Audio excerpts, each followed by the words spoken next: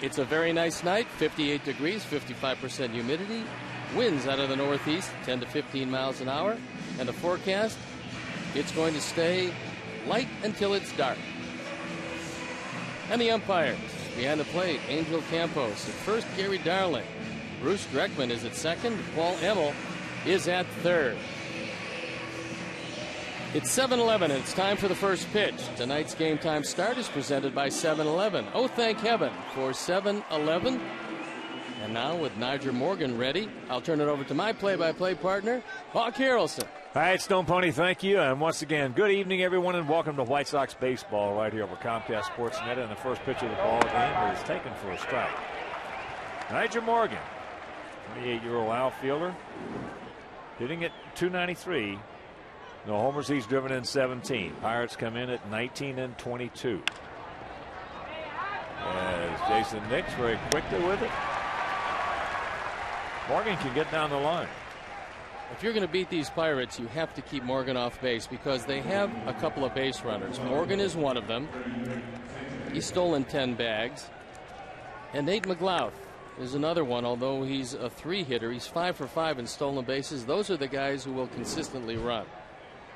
Well, they're 22 for 30 in that category, as here's a good hitter, Freddie Sanchez. Sanchez hitting at .302, 3 homers. He's driven in 13. Pirates come in hitting at .262 as a club with a 4.15 ERA. Freddie has a wide open stance. His first move is back toward the plate. And if you stay especially up or away from him, he's going to drive that ball to right or right center field, and that's how Brian Anderson is playing it. Out and around that one. Pirates have only 27 home runs. Well, they play in a very big ballpark, especially in left center, and center field. If you can pull the ball if you're a left-hand hitter, that's a good place to hit. Gap out there in left center. He gone. Hook. That's a terrific curveball by Gavin Floyd, and it's encouraging that it's come to him this early. If you get ahead of the hitters, you can throw that wipeout curveball, this ball in the dirt. AJ picks it clean, and Sanchez, a very tough hitter, down on strikes. Here's another good hitter, Nate McLouth. Hitting at .284, 7 homers. He's driven in 29. Last year hit .276, 26 homers, and knocked in 94. He was a leadoff hitter for a good portion of his career. In fact, up until Pittsburgh moved him into the 3 spot, and I asked him if he changed his style at all, and he said not at all. 2-0 the count. These two teams have met 20 times. In interleague play, Sox have won 12 of them. Pirates come in at 8 and 13 on the road. They are 11 and 9 at home. McLouth really is the face of the Pittsburgh franchise. They've got some good young players coming. Gabe Alvarez, their first-round draft choice last year. A youngster by the name of Andrew McCutchen. He'll be here this year sometime. Yes, he did. And that evens the count at 2.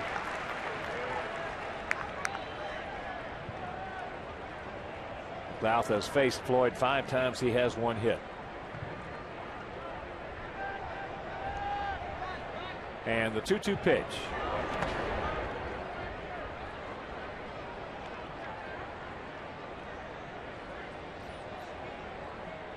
There's a look at Adam LaRoche, one of the 2 LaRoche boys that play on this team. He's the first base LaRoche, and the left-hand hitter, Sons of Dave. Pitcher that I pitched with. And there's ball 4, so the 2-out walk. That's the 24th walk that Floyd has issued this season in 45 innings. A lot more than he would like, especially when you've given up as many hits per innings pitched as Gavin has. Came into this one giving up 60 hits in now 45 innings, and McLouth most likely is going to be running. He's 5 for 5 in that category as Adam LaRoche, 29-year-old. First baseman, hitting at .232, 7 homers he's driven in 20. There he goes. He got a good go. Forget about it. That situation with AJ where you might as well put the ball in your pocket.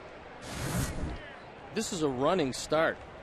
Gavin still hasn't delivered the baseball by the time that McLeod is about halfway down.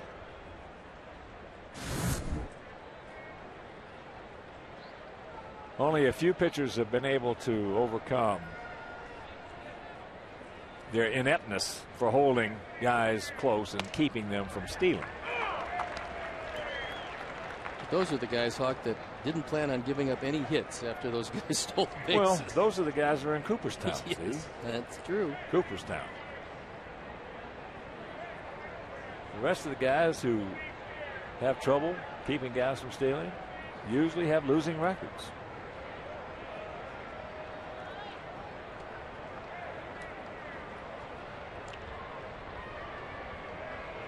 The 1-1. He did not go. LaRoche is a very streaky hitter. And if you catch him during a hot spell, he can hit anything. So far, he hasn't had many of those, hitting in the low 230s. Looks just like his dad. Very similar to him. Yeah. Dave, a good left-handed pitcher. 2-1. Tops it foul. Dave LaRoche was also a terrific guy. I liked him a lot. He became a great closer.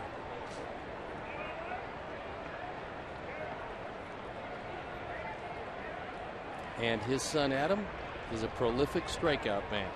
He leads this team by a wide margin in that dubious department. It's all right. It's okay to do that. Okay to do anything. Now, you're not going to keep McLeod from scoring on a base hit with 2 out. But just to let him know that you got to get the hitter. And a full count with Eric Hensky on deck.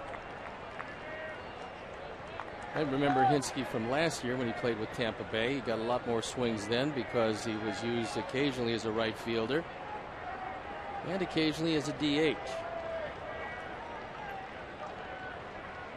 Well, LaRoche with that straight up stand up stance. And that's popped up. Pides is there, makes the catch, and that'll retire the side. Nothing across after a half inning of play. It's the Pirates nothing and the good guys coming to bat.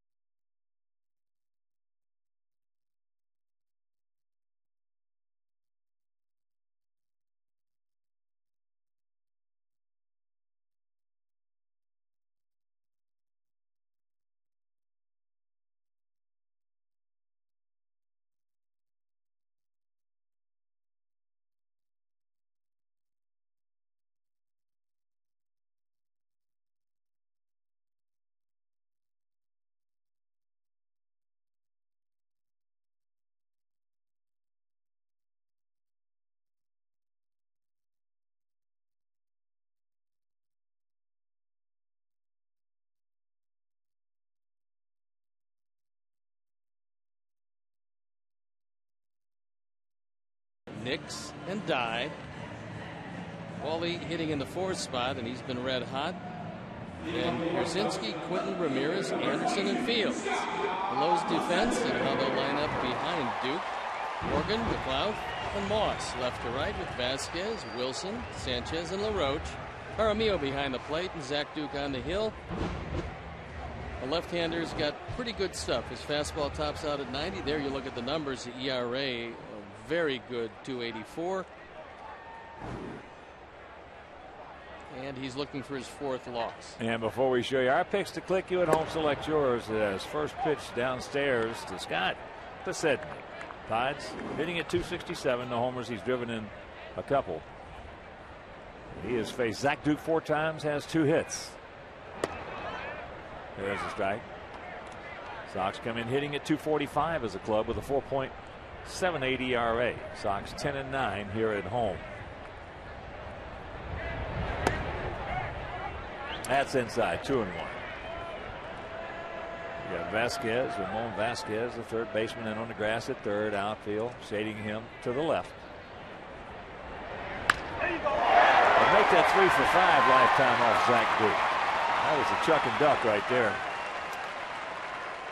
Sometimes you get real lucky on the mound and the ball doesn't hit you square in the forehead, because that ball was right back at him. As you can see, that glove went up when that ball was by him.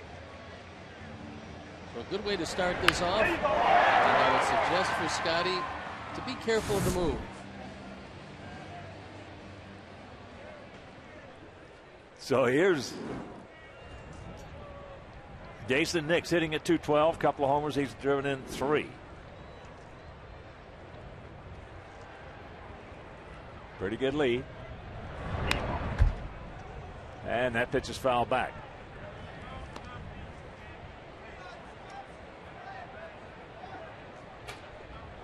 Here at beautiful U.S. Cellular Field, 330 down the left field line, 335 down the right field line, 375 in the gaps, and 400 straightaway center, if you're just tuning in.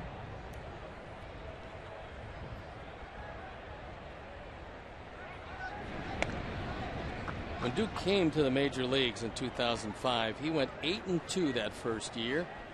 He came up from Indianapolis, where he was 12-3, and he really set the National League on its ear. He had a 1.81 ERA in 14 starts, but then things didn't go particularly well for him. He's still a very young guy, 26 years old, 6'2", 205 pounds. He was born and now resides in Clifton, Texas. Last year, a 5-14 record with an ERA a tick under 5. Checks it up. And the count evens at 1. Joe Kerrigan is the new pitching coach, and he really didn't care anything about what Zach Duke did in the past. Took a look at him in the spring, made a couple of suggestions, and Duke this year is back to throwing the ball like he threw it when he came up in 05. And there's a look at Joe.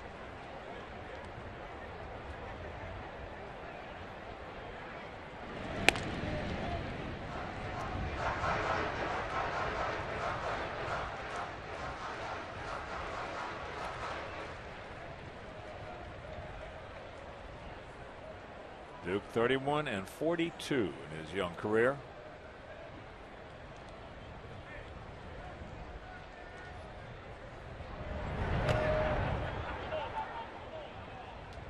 Checks it up. And the count. Did he tick it? I think that he fouled that ball off. 1-2. Duke is able to spot the fastball on either side of the plate and do a pretty good job of it. Throws a 2 and a 4 seam fastball, and he's got a very good curveball. And the first time or two you see it, it can be really tough to deal with. Glide step and got him on the inside corner. Well, if you can spot your fastball on both sides of the plate, you get a chance to win. Well, you saw it right there, Hawk, where he went inside with the fastball, and that's one of the things that I asked Joe Kerrigan. Will he pitch inside? They said he not only will pitch inside, but he'll pitch inside effectively and for strikes.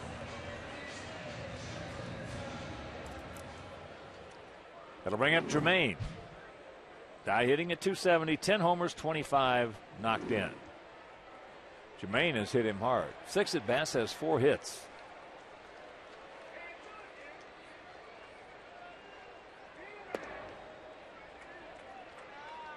But that was then.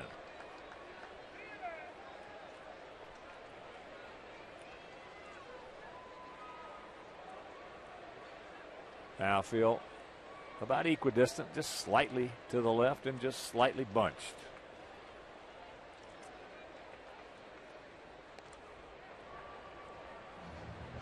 It's a little step-off move that Duke uses. That's really not meant to pick you off, just to get your attention. And other action around the big leagues today. Phillies taking on the Yankees in New York. Detroit at home against Colorado. Mets at Fenway against Boston. Broken bat. Perfect throw. And rack him up. So we get the leadoff hit. And don't strand anybody. After one, no score.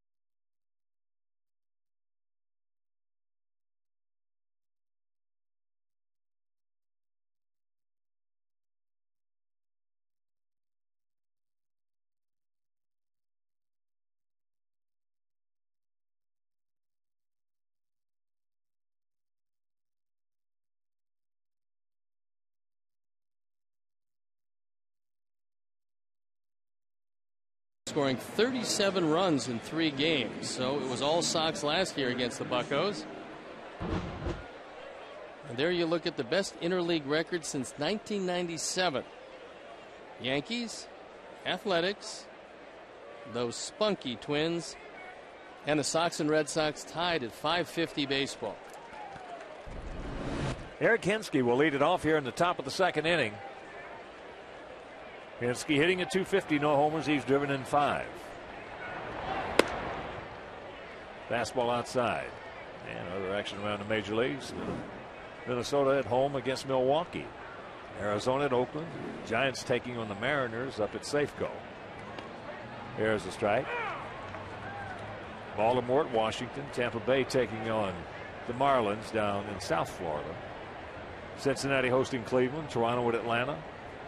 Texas taking on the Astros in Houston. Kansas City at St. Louis, and the Dodgers obviously taking on the Angels in Los Angeles.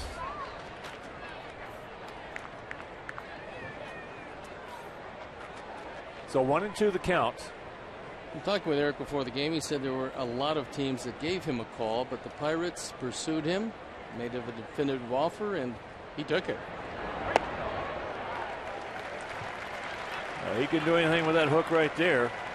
1 out. Well, so far, Gavin's got a pretty good curveball, and both strikeouts came with the curveball. This is a real quick breaking pitch that's down and in. He's got Hensky well over the top of it. Well, he's keeping his upper part back. He's got a little more patience in that windup tonight. As there's a strike. One of the things that Don Cooper told Gavin Floyd was try to keep your nose over your toes so you're not drifting forward. That would be easy for me to do. Yes, if you had size 18 feet.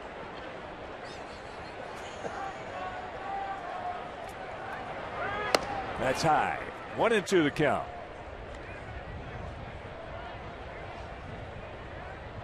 Brandon Moss at .267, a homer, 10 RBIs. I don't know. Was That was a breaking ball that got away. I guess. Brendan Moss came over in a convoluted deal that yielded 8 players to the Pirates, and he came over from the Red Sox. That one isn't enticing enough to swing at. And Moss is supposed to have some big power, but hasn't shown it quite yet. He did in BP tonight. Put on a show? Yeah. Well, semi showtime for Brandon. It won about, I would say, 2/3 of the way up there over the Best Buy signs. That's substantial. Yeah. We're hoping that he can translate that into game time power. He gone.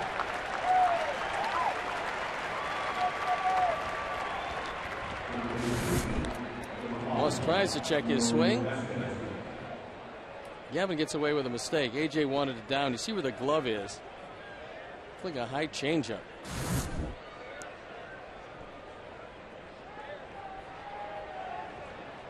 Ramon Vasquez. Last year at Texas hit .290. Takes first pitch strike, 6 homers, and he knocked in 40.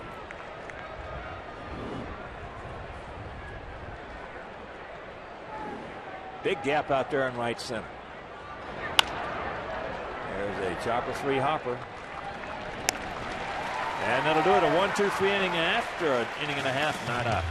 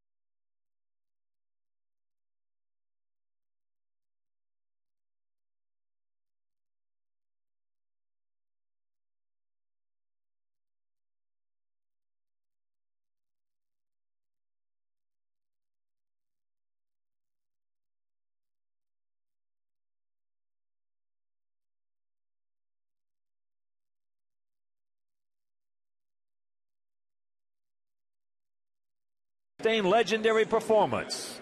The Polish Prince, Richie Zisk, hit a 440-foot shot into the center field bleachers against the Tigers. Richie is one of 2 White Sox players to ever reach those bleachers. Only 7 total balls ever made it over the old Comiskey center field wall. Now that's a blast in that old ballpark, and I was a member of that team, and we could really hit. And on defense, we could really hit. They had their allergy problems, huh? Allergic to leather? Yeah, they were a little bit, but I'll tell you, it was an exciting team that year. Oh, yeah, it was fun to watch. Fun to watch. As Paul Konerko will lead off the bottom of the second. Paulie hitting at .313, 6 long ones, and he's driven in 27.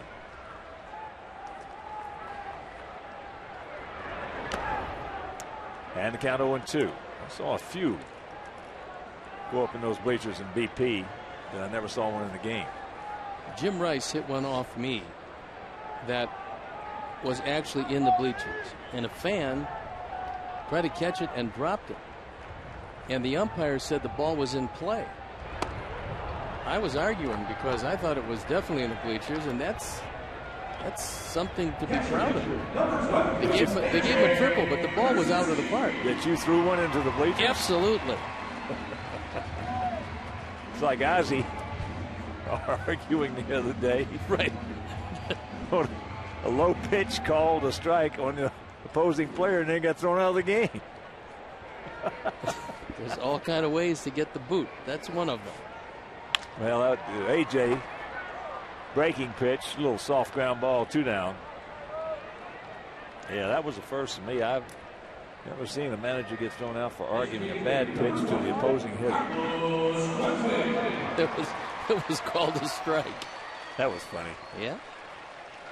Well, he was a little frustrated from earlier in the game. Yep. Here's Carlos hitting at .233, 8 homers. He's driven in 19.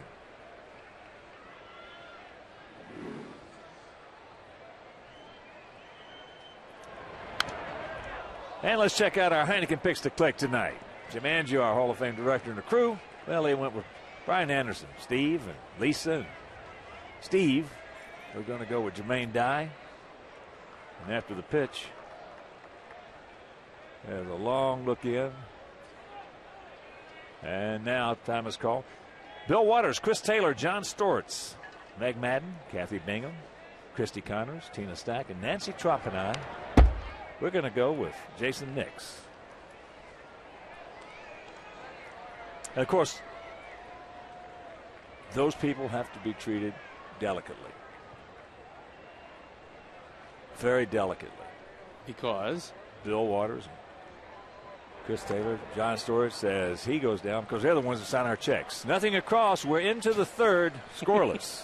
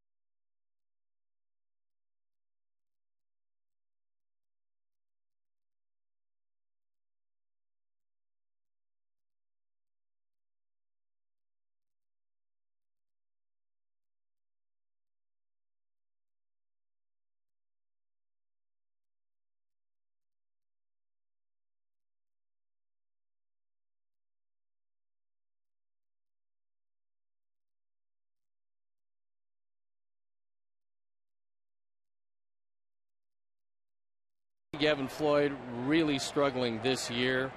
You see why the record is reversed. Look at the ERA.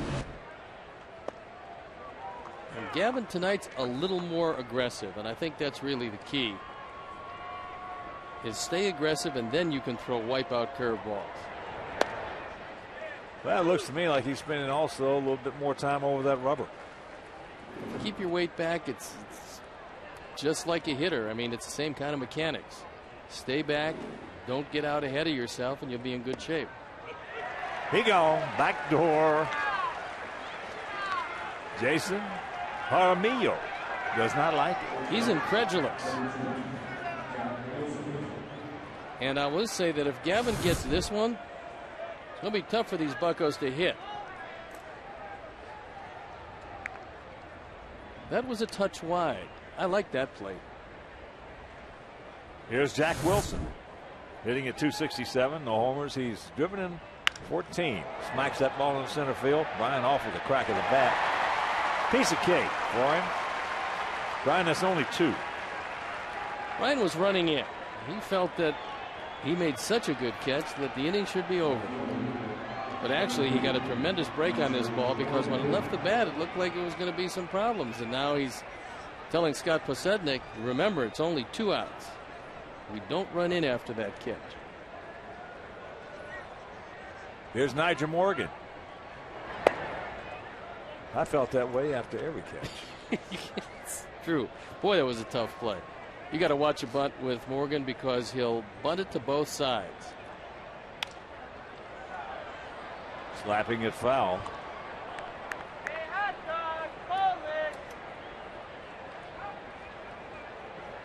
Last year in 58 games, hit .294 for the Pirates.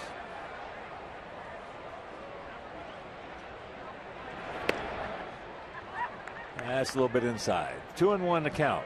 He's a left fielder, and left field in Pittsburgh is a lot of room to cover, especially left center. You can run for days out in the left center. And that's a little wide. But don't walk this guy because you're throwing a double.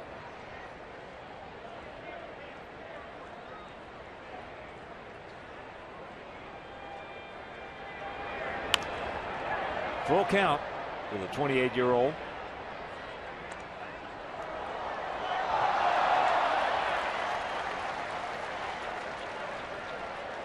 Did that go in the LG Skyline Club seats? It came very close. I think it skimmed the rail. Slaps it to Hopper. And they put it on him. So that'll retire the side. 7 in a row retired by Gavin Floyd, and there is still no score.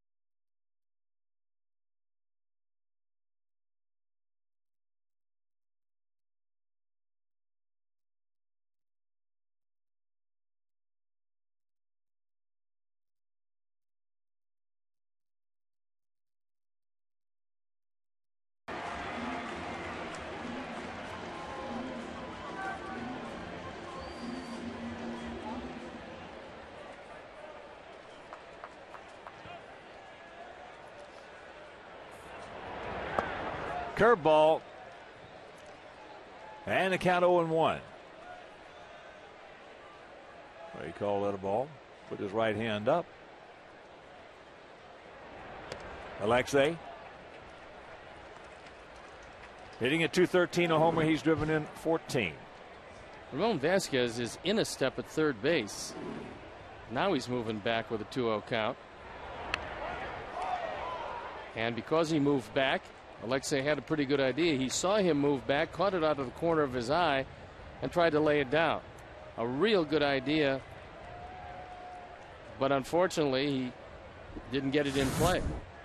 And watch Vasquez as he moves back 3 steps on the 2-0 pitch.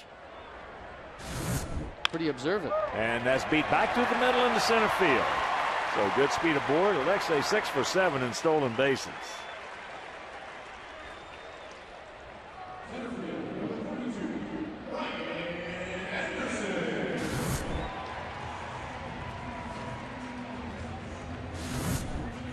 Duke, who has stayed ahead of most of the Sox hitters, falls behind Alexei, and he takes it right back up the middle for a base hit. So this is a promising start to the 3rd inning, and with Gavin Floyd throwing as well as he's throwing, let's get him some early runs.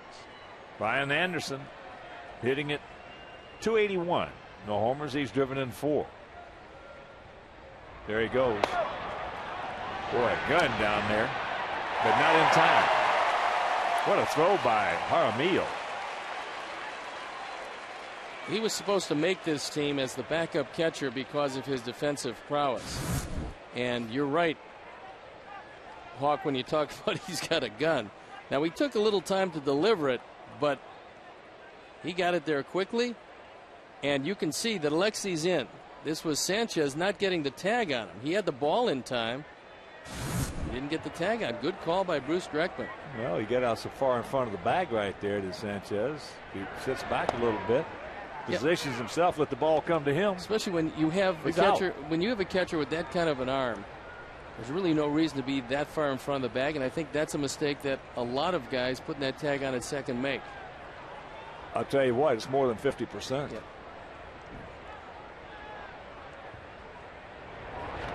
And the same holds true for catchers. When they have a chance to make a play at the plate, they get out too far in front.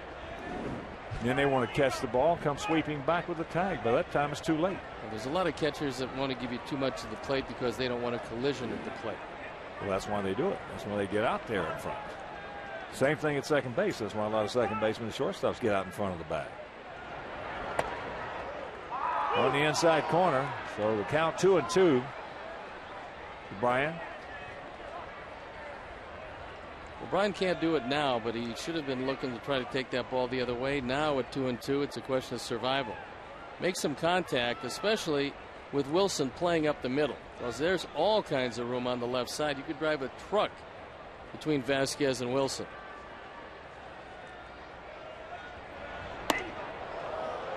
Full count.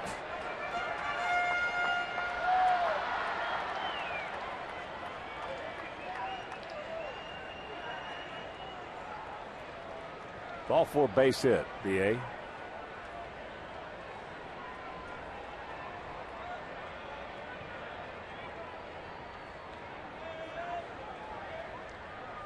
Outfield well around to the right. Trying to Gator arm it. Well, Duke is throwing him inside. I mean, that's obviously the scouting report is trying to overpower him inside. And that time, Brian was able to get a piece of it and stay alive. It's hard to get a piece of that ball if you're going to use extension. You're going to lose some thumbnails. Not in here. No. And that's ball 4. So a good solid at bat right there for Brian. Book a White Sox group outing or a party area today. Save on each ticket for a group of 20 or more fans. Warning track, fan deck, or individual game diamond suites are available. Book a group outing or a party area today. Visit 312-674-1000 or visit whitesox.com, and it's time to bunt. And those patio areas out there, the party areas, that's the domain of the Bertucci boys. Haven't seen them lately. I haven't either. Oh, they're probably on their annual trek down to the Bahamas. Get a tan with for Bruno, the pink flamingo.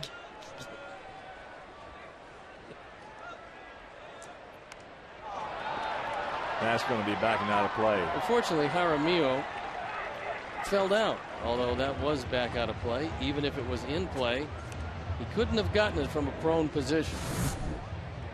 Take a look at Jason. He turns around. This part's good. That part's not so good.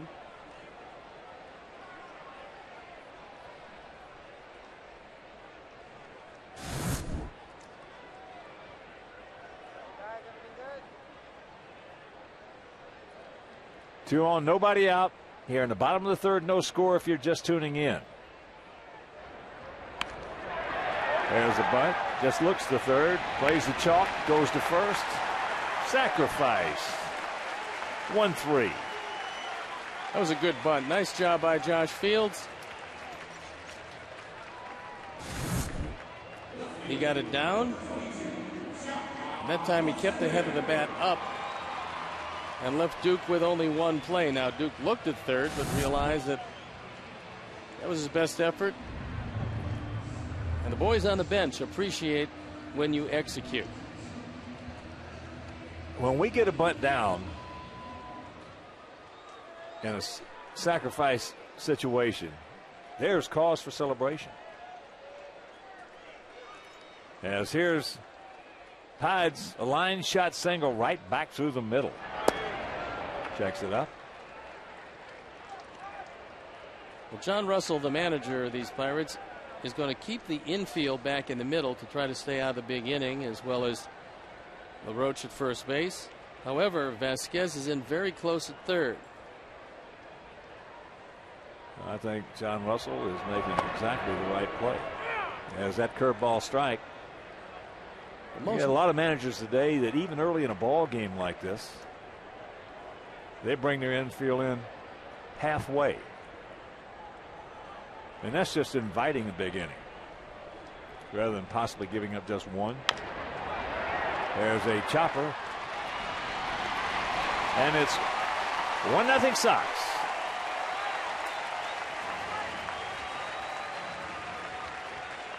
RBI number 3 for Scotty Pods as he gets the job done.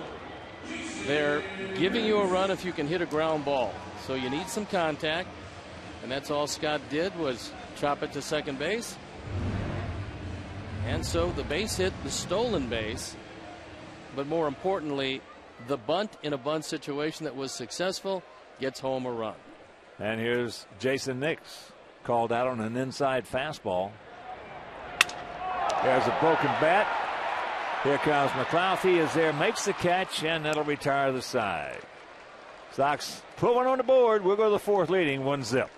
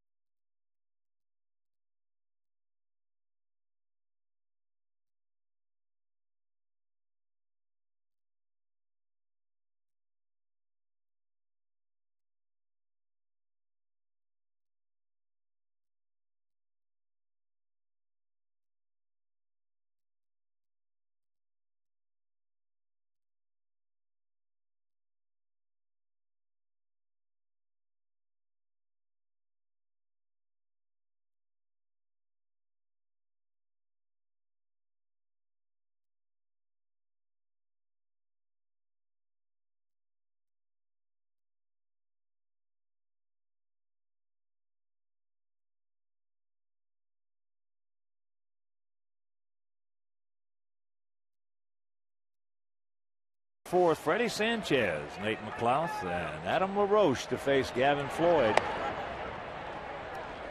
Sanchez struck out on a big sweeping curveball from Gavin.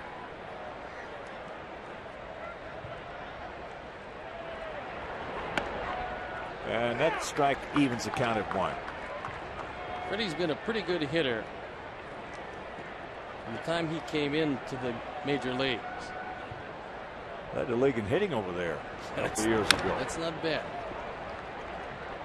And the reason why he's able to do that is he's always used the whole field. He came over out of the Boston Red Sox organization, made it to the major leagues in 2002 and 2003 with the Red Sox.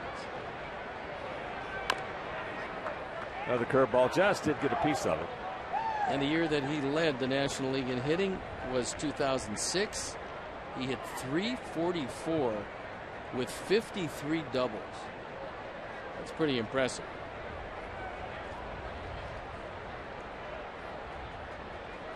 And once again, the 1-2. He gone.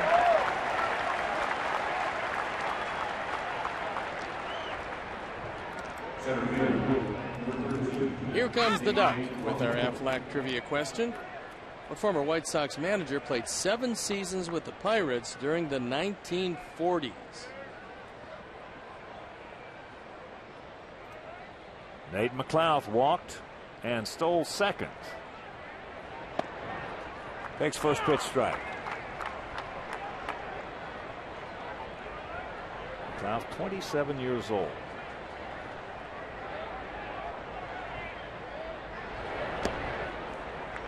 Breaking ball. Well, they're going to build around him, and they've got a youngster by the name of Andrew McCutcheon who will come up. And at that point, you would think that Nyjer Morgan would come available. And he's a guy that a lot of people would love to have. Big hack. Well, McLouth has really got a resume. 2000 graduate of Whitehall, Michigan High School. Hit .514. But listen to this. His senior year, he was 51 for 51 in stolen bases. He's on the way to doing that now. He's 6 for 6. Was named Michigan's Gatorade Player of the Year.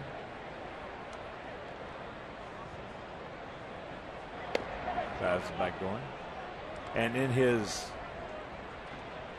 high school career, he stole 180 bases in 181 attempts.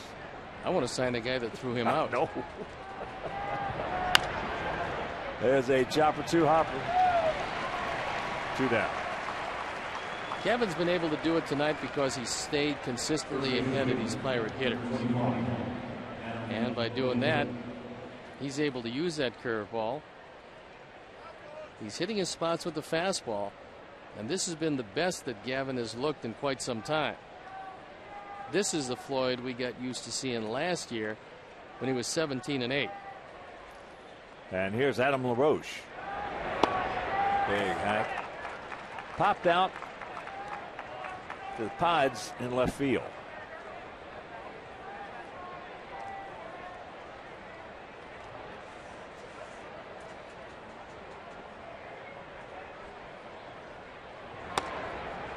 And that's inside.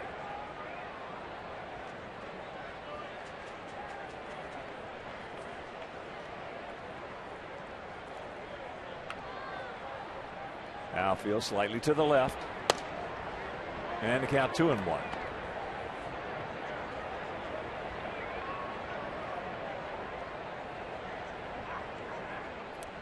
Eric Hensky on deck. First of a 3-game set. And there's the strike. Tomorrow night, Clayton Richard against Ross Elmendorf, 26-year-old right-hander. And in the finale of this homestand on Sunday, Mark Burley goes for victory number 7 against just 1 defeat. And he'll be opposed by Jeff Karstens, another 26-year-old right-hander. So make your plans to be with us. Final 2 games of this homestand. Tomorrow night and Sunday afternoon. And it's off to Anaheim for 3, Kansas City for 3. Full count. They'll check that. It's ball 4.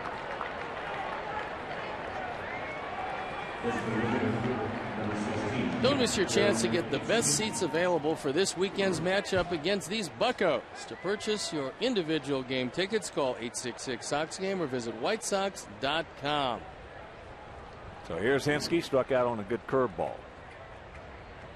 I was down on the field standing next to Ollendorf, Hawk, and he is a big young man. How big is he? Looked to me about 6'5", probably 240 pounds, and I'm just guessing.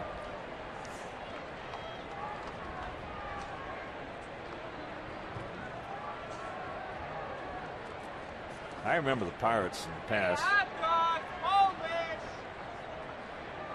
235 pounds. Ollendorf. Used to work at a carnival. What do you do? No, I did. I got 6 pounds either way. So oh, whoa, okay. How tall is he? 6'4". Because he looked, yeah, he's a. Well, he's like Gavin. Gavin's guy. 6'5", and he looks like he's closer to 6'7".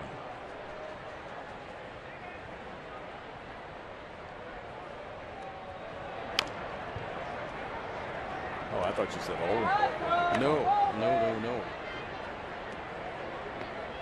Well, they're pretty happy with the way he's thrown to this point, because he's got the same record as Duke at 5-3. In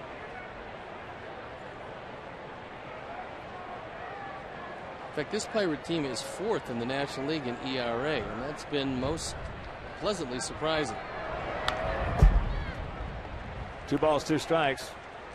Well, Joe Kerrigan's a good pitching coach. Yeah, he really is. I mean, you know, Mike, we got Don Cooper. They've got their Kerrigan. Texas now has got Mike Maddox. You know, so good pitching coaches are worth their weight in whatever you pay them. Well, I know they paid a bunch to get Mike Maddox. As far as Kerrigan is concerned, Hawk, he was sick. In fact, they took out his gallbladder, and he had another surgery also, and actually stayed away for a year. Got into our business, went on television, and then decided that he really wanted to go back down on the field, and Pittsburgh is very happy to have him. He gone. Curveball. Strikeout number 6. We go to the bottom of the 4th, leading 1-0.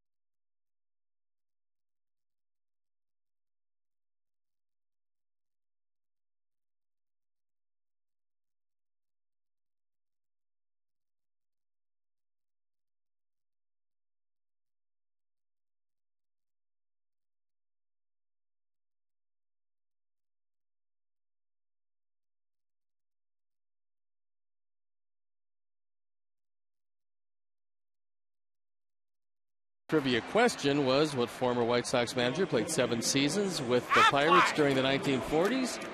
And the reverse Doug tells us the Senor Al Lopez. 1940 to 46 with Pittsburgh, 840 wins as a Sox manager. He was also a great manager for the Cleveland Indians. First pitch strike to Jermaine Dye, who grounded into a 1-4-3 double play.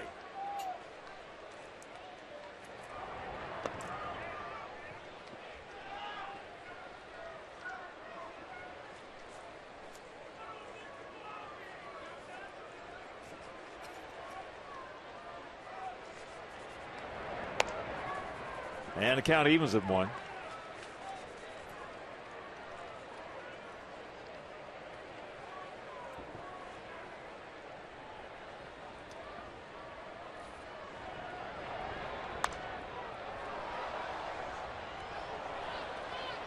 Two balls, 2 strikes.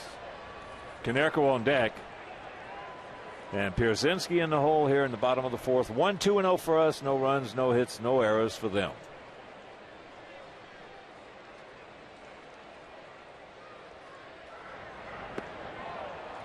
There's the curveball. It's Socks for the Troops military sock drive this Sunday.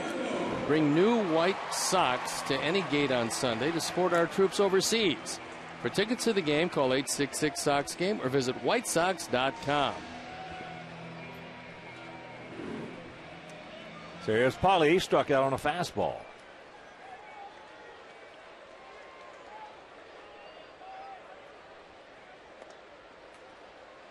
Takes that curveball. Good look at it.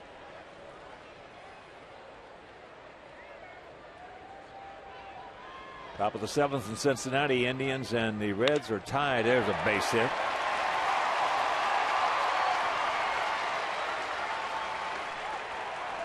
So Morgan gets to it very quickly, gets it back in. That was good speed in left field, because when this left the bat, it looked like it could easily have been 2. But Nigel Morgan, you see him well off the line and still able to get to the ball, cut it off, get it back in, and keep Paul at first.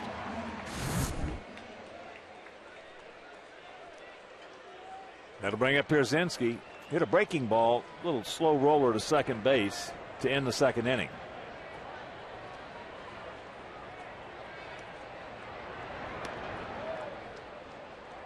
Tampa Bay leading the Marlins 13-1, top of the 5th, down in Fort Lauderdale.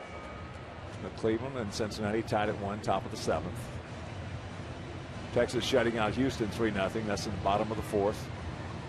At the Juice Box, Minute Maid. Mets leading Boston 4-3. That's in the top of the 6th inning at Fenway.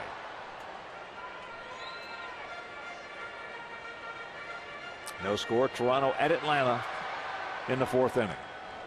St. Louis leading Kansas City 2-0. Bottom of the 3rd in Missouri. Look into the Pirate dugout. You saw John Russell, and to his right, Perry Hill was one of the great infield coaches around. Ozzie went up, threw his arm around him. They were together in Florida. Perry Hill is about as good as it gets, state of the art as far as infield coaches go.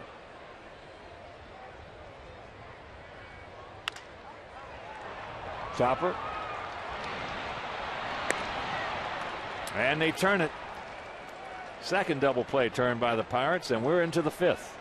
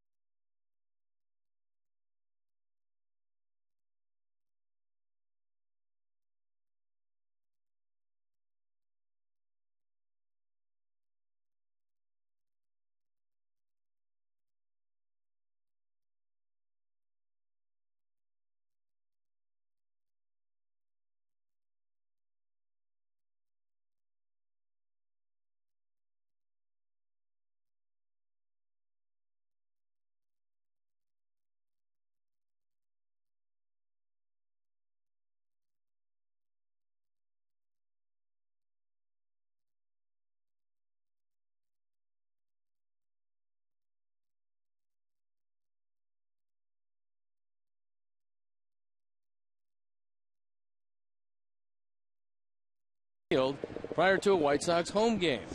Visit your local Chicagoland or Northwest Indiana Culver's restaurant for details.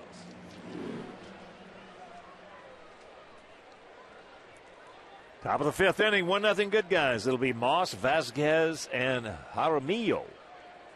Jason Jaramillo.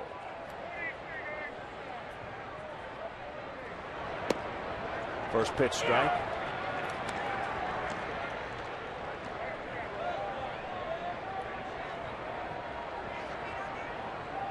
Outfield shading him to the left. And that's foul. Pirates really caught a bad break when Ryan Domit went down to an injury, because he was one of their big bats, especially a guy who could switch hit Last year he hit .318 and would strike out very infrequently. That's outside. Well, they've had to make do with a couple of guys that they thought would be battling for the backup catcher position.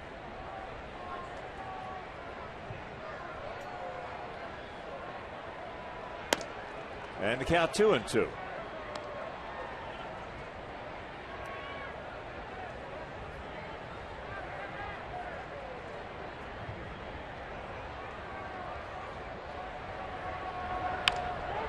Chopper to Hopper. Underneath. Perfect feed. 1 out. Gavin's been throwing a tremendous curveball tonight, and he's had very good control of most everything. See those breaking balls? Straight change there. Good curveball. Most of his strikeouts have come via the breaking ball. 5 of the 6. As here's Vasquez, he grounded out to Jason Nix at second, takes first pitch, fastball, strike.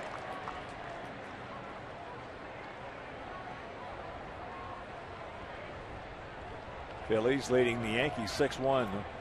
Bottom of the 7th in New York.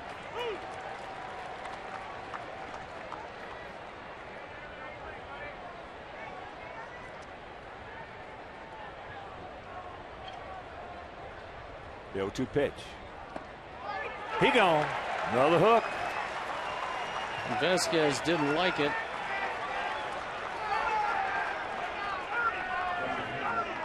And I think you can understand why. Let's take a look at it. That one was a good one. That was a good backdoor. That was a good curveball. So here is Jason Jaramillo, switch hitter. He struck out, called out on a similar pitch. Yes, they're both curveballs. Now, he might have had a problem, but being a catcher, you can't argue too long about it. No. And there's a chopper. That's a base hit back through the middle. So you can cancel a post-game show. That's the first hit for the Pirates. Gavin gets a hand. It's 4 2/3 hitless innings. And Jaramillo this time got a changeup. Gavin left this one up. Jaramillo takes it right back up the middle, right at Bruce Dreckman, the umpire. Now you got to regain your composure. You had a no-hitter. Gavin knew he had a no-hitter. It's gone by the boards, but you still have a 1-0 lead, so you got to keep your concentration. First pitch strike to Jack Wilson, the shortstop, who lined out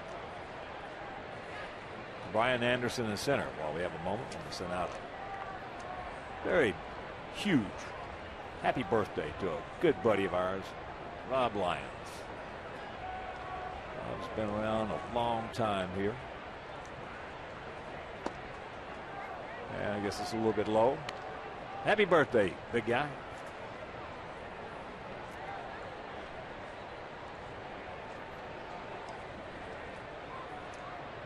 Gap out there in left center.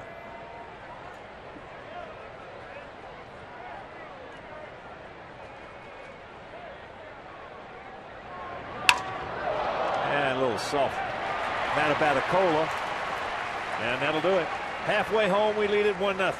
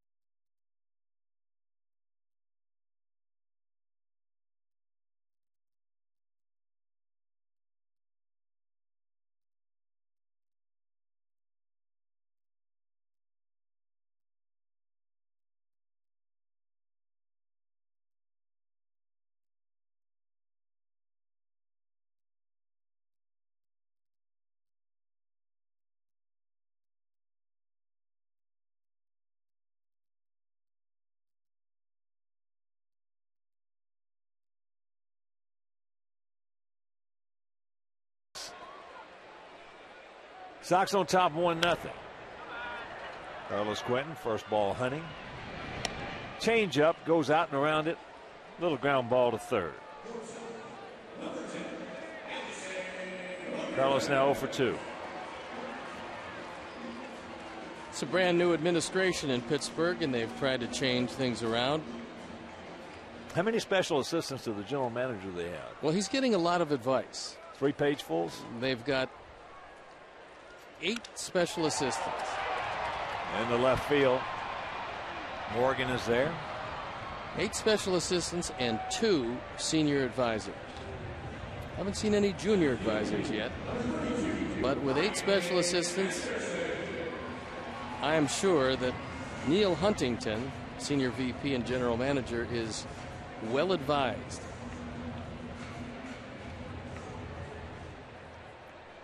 Here's Brian. Had a nice walk. Battling walk, his first at bat. Takes ball 1.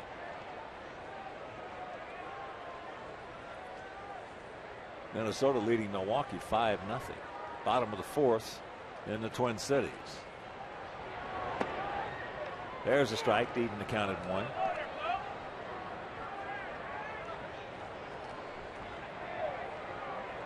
That's a beautiful ballpark they have in Pittsburgh. As there's another strike. You know, I love that. I love Pittsburgh. It's a great city, and I think it's one of the real surprises to people who haven't been around the suburban areas. There's some beautiful golf courses, some great countryside. One of the best tournaments I ever played in was Mario Lemieux's at Nevillewood. There's a curveball chop foul. I mean, it was fantastic. The golf course, the area, beautiful. Volunteers were great. The fans were great.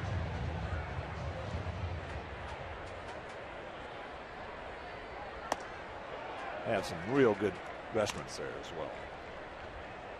I used to spend a lot of time at Tambellini's. They had about, seemed like 8 of them. Got him. 1-2-3 inning for Duke, and we're into the 6th.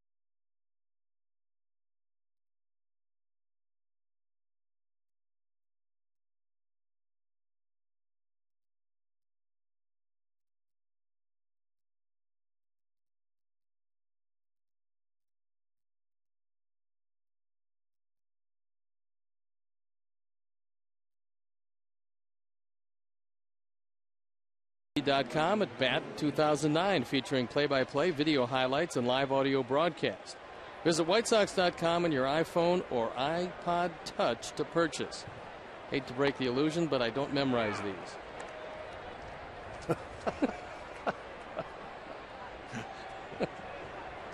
And some of them are not too well written either.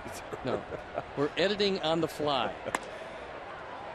21 to count to Nigel Morgan. 1-0 good guys. And Gavin Floyd giving up just 1 hit. That was last inning. If you're just joining us, Josh in on the grass as there's a ground ball foul right side in the count 1-2.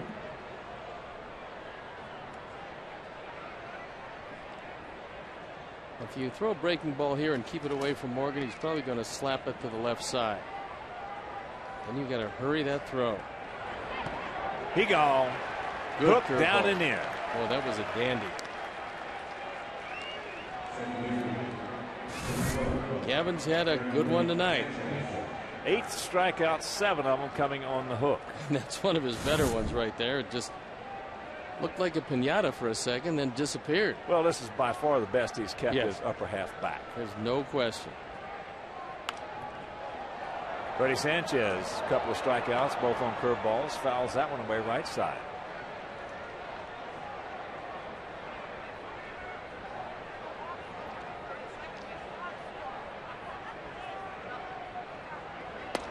And there's a good curve. And the count 0-2.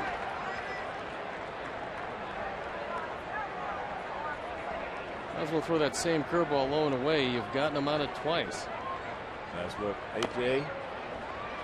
That's where he wanted it. Sitting down and away. Sanchez just barely able to stay alive. He throws him another one down there and misses, and then comes back with a fastball up and in. Freddie's liable to lose 2 or 3 fingernails.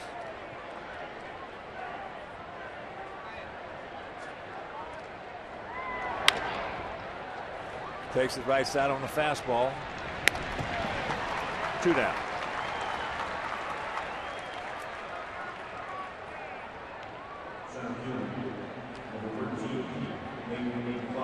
Nate McLeod has walked and grounded to first.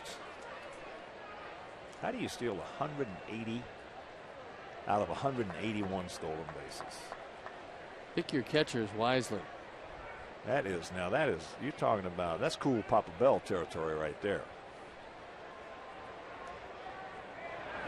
Well, I think you could tell, Hawk, by the jump he got on the ball in center field when he ran that one down and made it look easy, that this guy has great acceleration. Well, there's no doubt about it. Just watching him steal that base. Back in the first inning.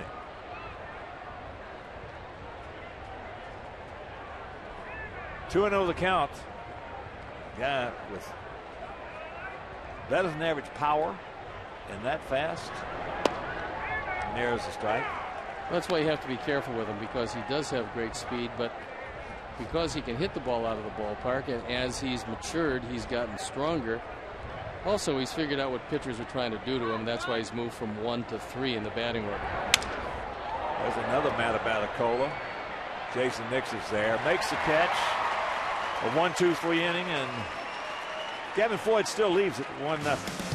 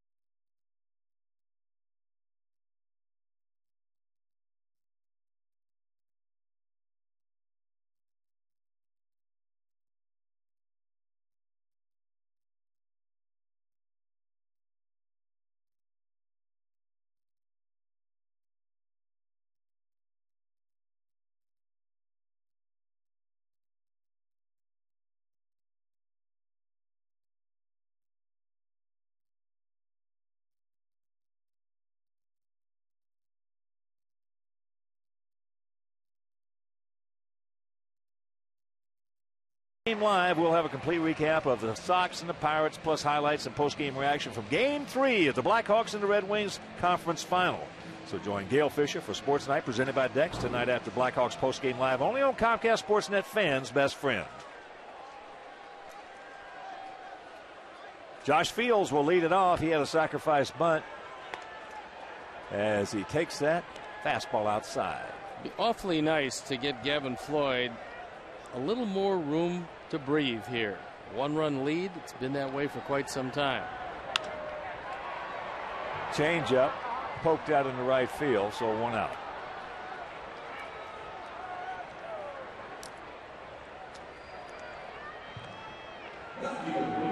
First of a 3-game set. If you're just tuning in, make your plans to be with us here tomorrow night. 6:05 starting time. Clayton Richard against Ross Ollendorf. Ross Ollendorf, 26-year-old right-hander. And then in the finale on Sunday, as that is poked foul by Scotty Pods, as Mark Burley goes for victory number 7 against 1 defeat, as you check out our Felco upcoming schedule. And then after Sunday's game, it's hitting the road again. 3 in Anaheim, 4 days in Kansas City, encompassing 3 games. Gets it by him, and you can stick it in your pocket. And if Scotty Pods does that against more left-handers, number one, he's going to bring in the right side of the infield. And once you get it by the pitcher, it's almost impossible to make that play. So Pods is 2 for 3. This is a terrific bunt. And they only have 1 shot. If Duke doesn't get it, it's not going to happen.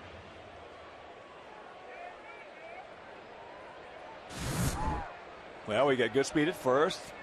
You got a pretty good contact hitter in Jason Nix, although he has struck out once tonight. He's 1 for 2. So Ozzie has a couple of options right here. As there goes Scotty Pods, he's gone.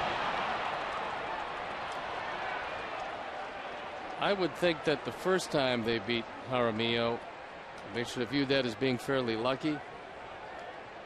This time Scott was out by plenty. Jaramillo can get it down there. He has a very strong throwing arm. Jason Jaramillo. So now that ball hit deep in the left center field. Not deep enough. McLeod right in front of the track calls it in. And we will go to the 7th with a 1-0 lead.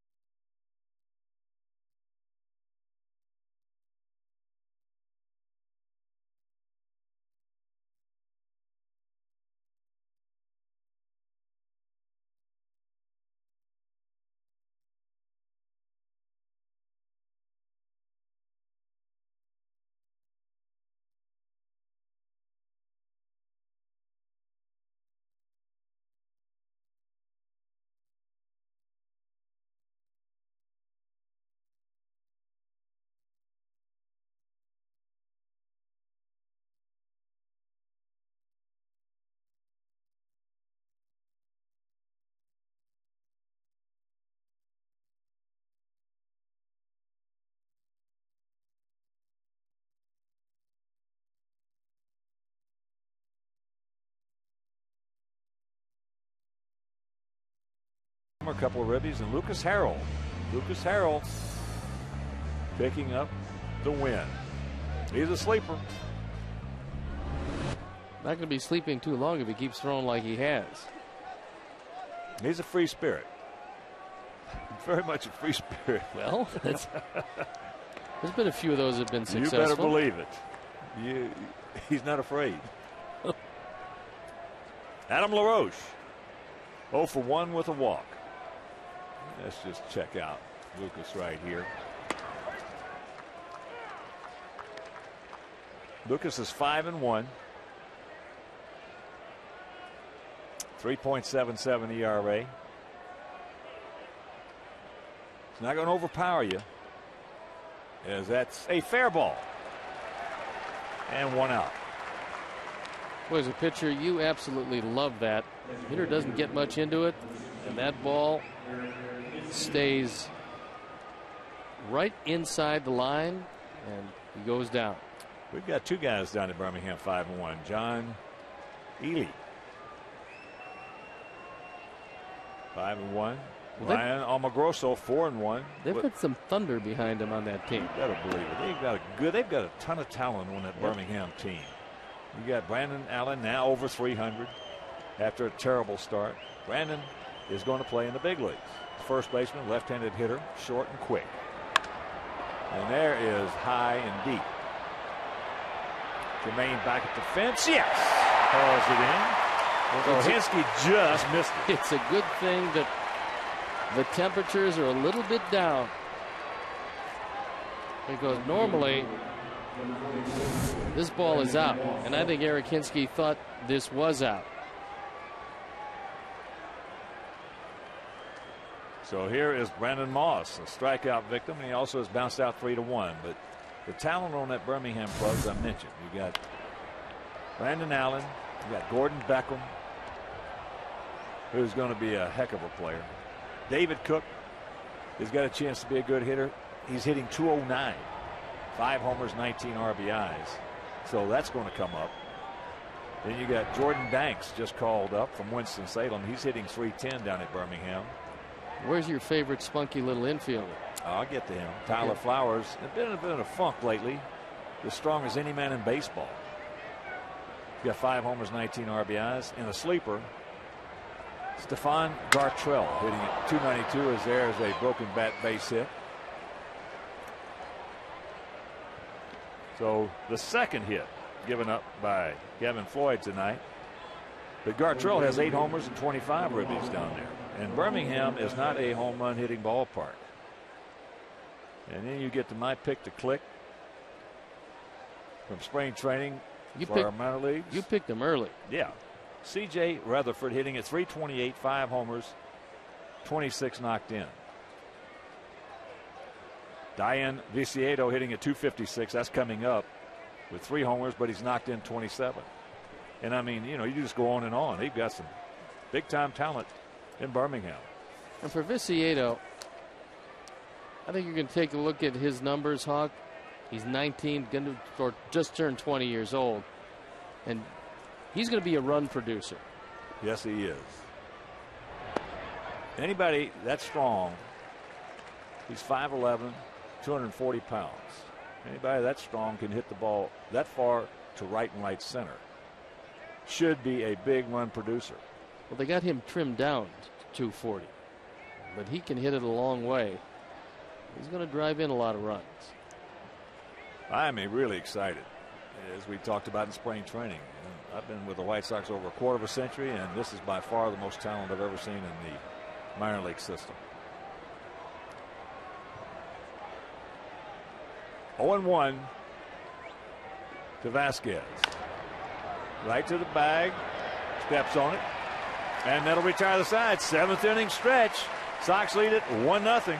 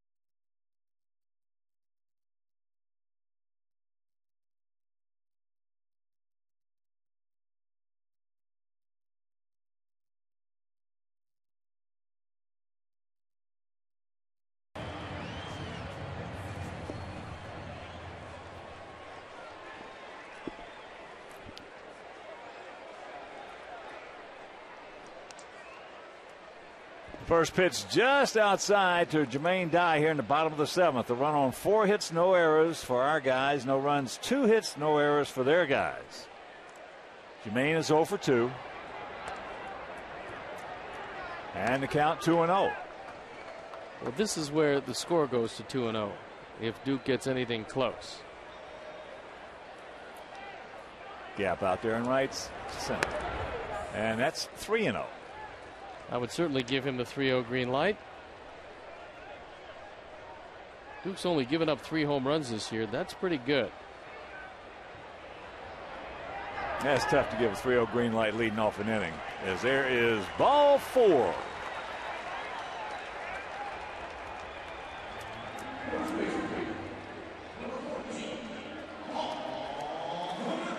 Enjoy post-game fireworks presented by Pepsi. It's tomorrow night after the game. For tickets, call 866-SOX-GAME or visit whitesox.com.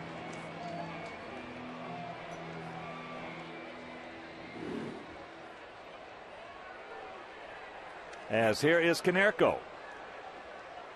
Well, he struck out and singled.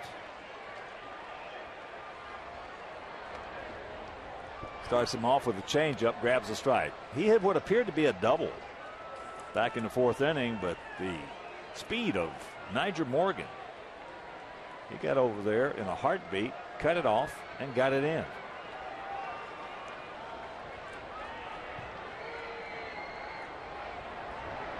Just a decent lead by JD.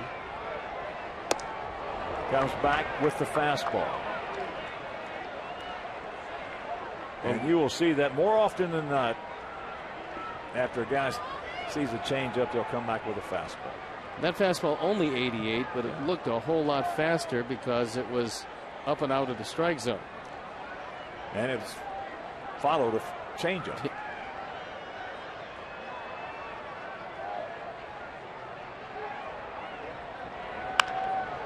That ball's tough foul. Well, 2 things in the game today that are prevalent that were not in years past. You never started a guy off with a changeup because basically you're not changing off anything. Now they do. They start guys off with changeups. Well, especially because there's so many guys that the scouting reports say first ball fastball hitter. And then another thing is that you never saw a left-hander. As that pitch is popped up right side. Freddie Sanchez will make the play, backpedaling. But you never saw a left-hander ever throw a strong left-handed hitter changeups than you do today in today's game. Very seldom you saw right-handers, unless that was one of their 2 best pitches, would throw right-handed hitters. Now they throw them to anybody, anytime, anywhere.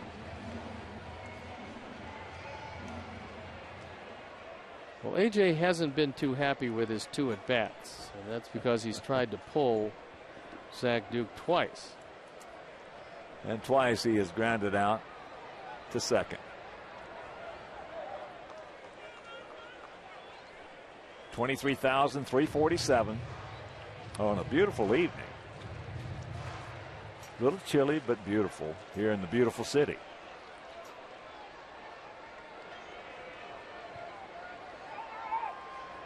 Outfield shading him to the left. There's a shot, base hit. Thank you very much. Got a breaking ball up, and AJ just smacked it over the head of Sanchez. That was one of the few curveballs that Duke has hung. And AJ was so happy to see it that he roped it over the head of Freddie Sanchez. High curveballs aren't too good. And now Joe Kerrigan coming out. He wants a word with Duke. Well, Duke looks like he's almost playing catch with Jaramillo back there. When we've seen Zach Duke before, it would look like everything was pedal to the metal. And now it looks like he's just very patient. In fact, he looks a lot like Scotty McGregor, only he's got a little better stuff than Scotty had. Well, Joe was a teammate of Scotty McGregor's, and I think he does as much with tape as anybody around, and what he did was detect a flaw in what Duke was doing. I mean, last year, when you go 5-14, you're doing a lot of things wrong. And he reworked his motion, And one of the things they really like about Joe Kerrigan is he doesn't try to remake every pitcher in the same image. He takes what they have going for them, and then he accentuates through their own style how he can make them better with little changes. And it's worked real well to this point. So 1 out, 2 on, and here is Carlos. Well, you mentioned a key word there, flaw. And that's what outstanding pitching coaches do. They're great flaw pickers. They see a little something that it's not a remaking or a reinventing, so to speak, of emotion. It's a little tweak here, and all of a sudden now the guy's off and running again. I'll give you an example. Their closer, Matt Katz. Joe picked up the fact that he was turning around a little bit too much. And so what he did was he put a patch over his left eye. If he turned around too much, he couldn't pick up the plate with his right eye. So with the patch over the left eye, when he worked out, he learned that he couldn't turn that far, and it worked. That should be a pair right here. That is the third double play turn by the Pirates, and we'll go to the 8th.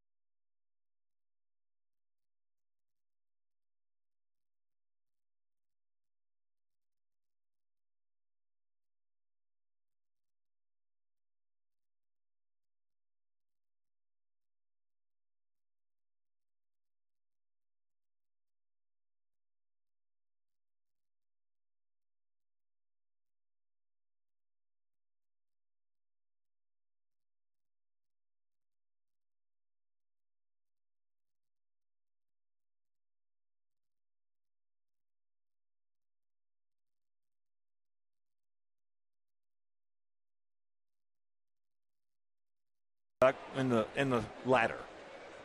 Could care less. Care less? It's That's not. I will tell you, it's not going to be in San Diego.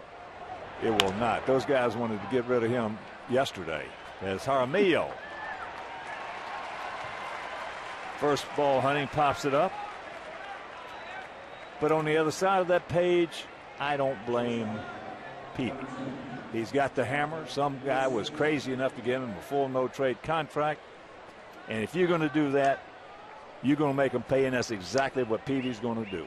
They're going to make them pay. Here is Wilson. Saw something last night, Hawk, that I haven't seen very much, and that is Edwin Jackson threw 132 pitches for the Tigers, and Kevin Millwood 121 for the Texas Rangers. That is high into left field. Alexei making the call. He's got the ball 2 down. Well, you know, that to me was one of the key acquisitions made by anybody in our division over the winter, was Edwin Jackson being picked up by the Tigers. He has got a terrific arm. Well, there's no doubt about that, and the only problem he ever had was the ability to get the ball over the plate, and now he's getting it over the plate, but he's real strong. The fastball tops out at 96, and he went 132 In the game last night, you just don't see pitchers going that far any longer. Well, those are two horses right there. Millwood, you know, to me, if he wanted to go to 150, it'd be no problem for him. Jackson the same. He's a horse. As there's the strike to Niger Morgan. I've asked you this before for people who did not hear. What was the most pitches that you can recall, even though the pitch count was not in vogue then, in one game? I can tell you how many curveballs I threw in back-to-back games, but they didn't tell us how many pitches. Very quickly. Nice inning right there. 1-2-3 for Gavin Floyd, and he still leads it 1-0.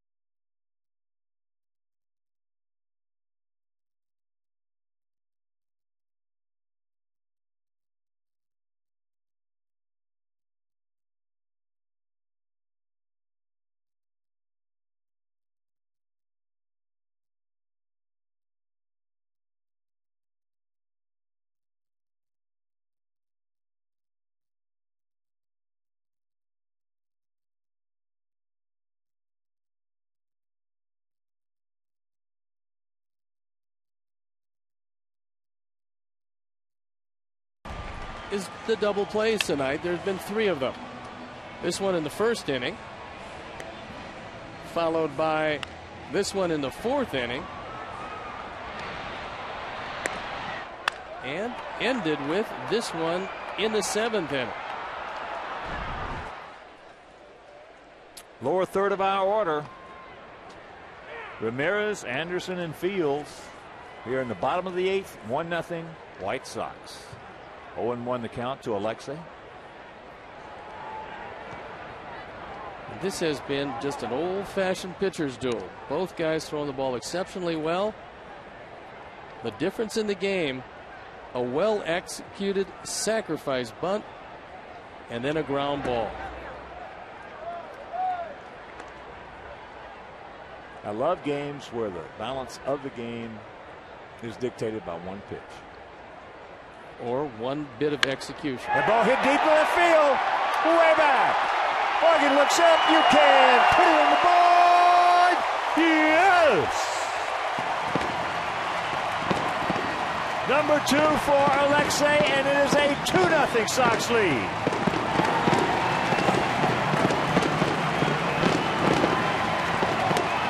Only the 4th home run that Duke has given up all year, and it came at a great time. Our Ford home run replay. This ball down and out over the plate. Alexei knew it was gone. Niger Morgan with the courtesy leap. And it's a 2-0 game.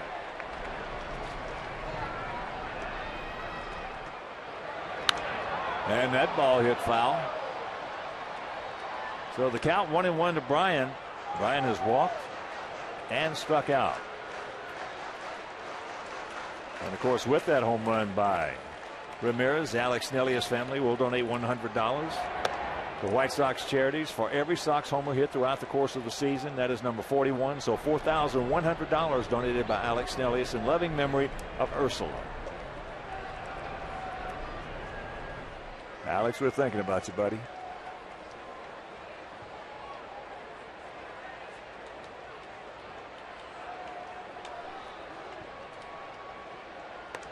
Outside, I believe. total now might be close to $300,000 that Alex Snellius has donated to White Sox charities.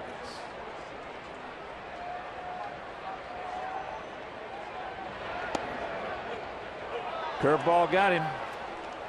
1 out. Enjoy a pregame tailgating party with the White Sox tailgate party pads.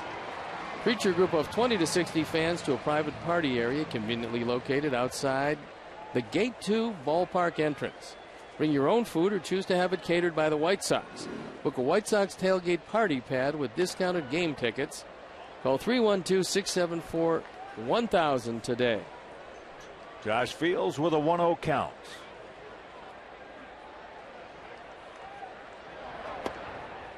Drops the hook on him.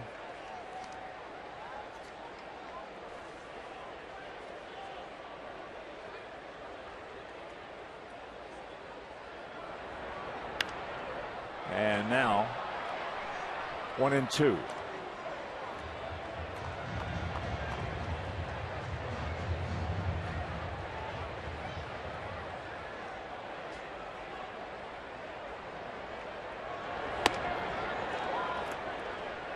That is the 6th strikeout for Zach Duke. After slow curveballs, that fastball looks a whole lot faster. Well, that's why what he's doing tonight reminds me of Scotty McGregor. I told you, he pitched one of the best games I've ever seen in the old ballpark here when he was pitching with Baltimore, and threw a 3-hit shutout. Struck out 10, 7 of them on high fastballs, and he never hit 80. Didn't have to, because he really hid the ball a long time. That's it. Threw across his body, hit the ball so well. And that was when we had some thunder. I mean, some thunder.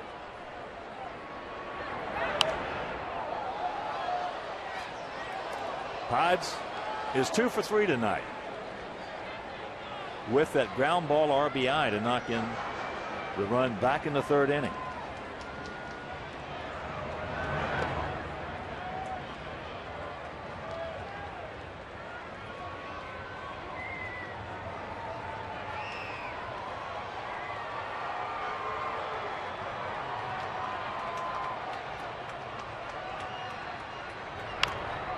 A little comebacker, but the home run by Alexei Ramirez. We will go to the top of the 9th inning. Good guys on top, 2-0.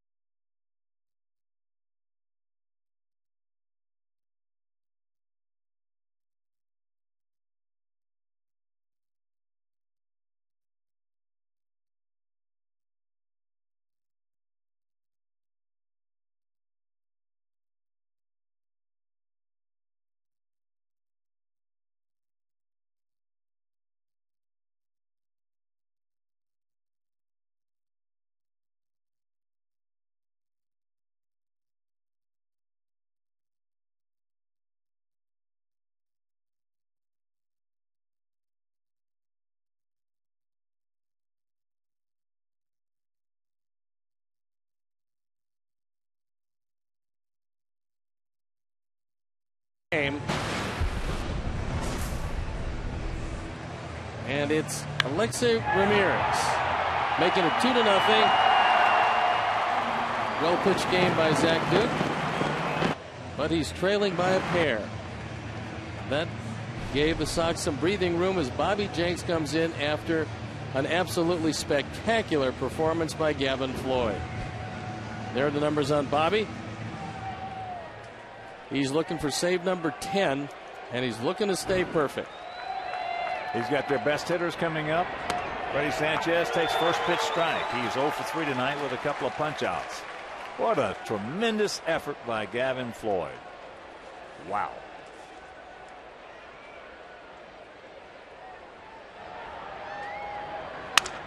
Broken bat.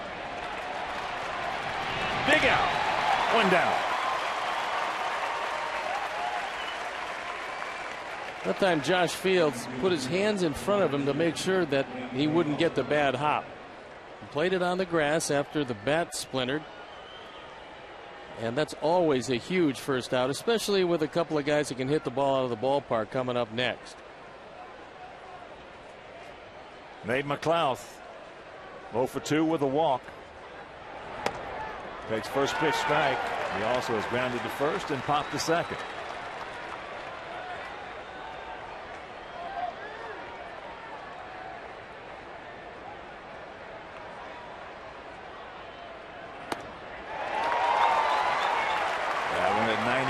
Then the count 0-2.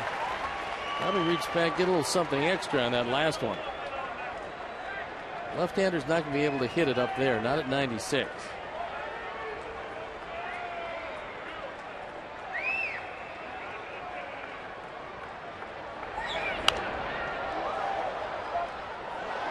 Just got a piece of it. And once again, a reminder, Clayton Richard against Ross Ollendorf tomorrow night, 6:05 start. Make your plans to be with us here at beautiful U.S. Cellular Field. If you can't, that game will be over WGN.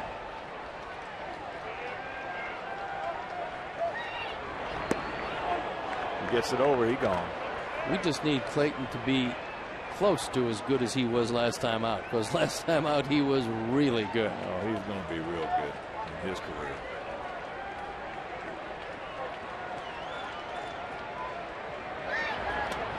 He gone.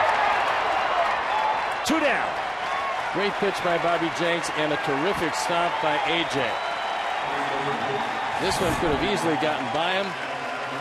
It's a breaking ball in the dirt, and A.J. very fortunate to have that one hit in the glove, but he flipped it forward and then put the tag on McLeod.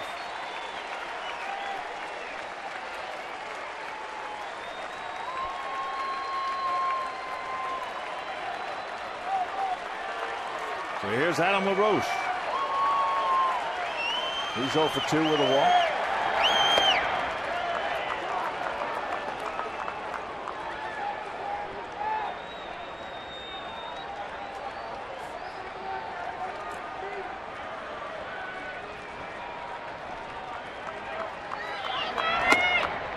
And there's the strike.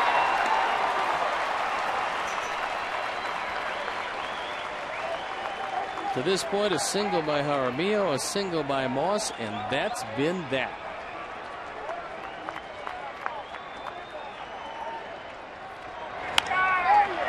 When this